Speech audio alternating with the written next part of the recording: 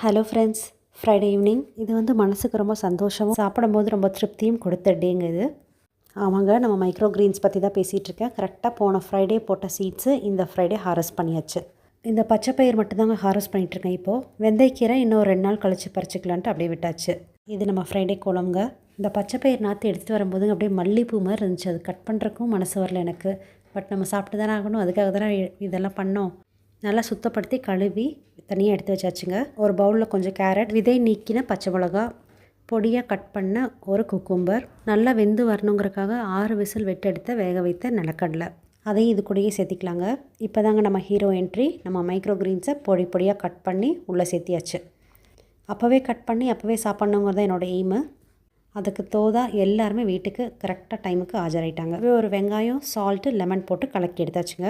ரொம்ப ஃப்ரெஷ்ஷான ஹெல்த்தியான சாலட் ரெடி. சப்ஸ்கிரைப் பண்ண மறந்துடாதீங்க. நன்றி.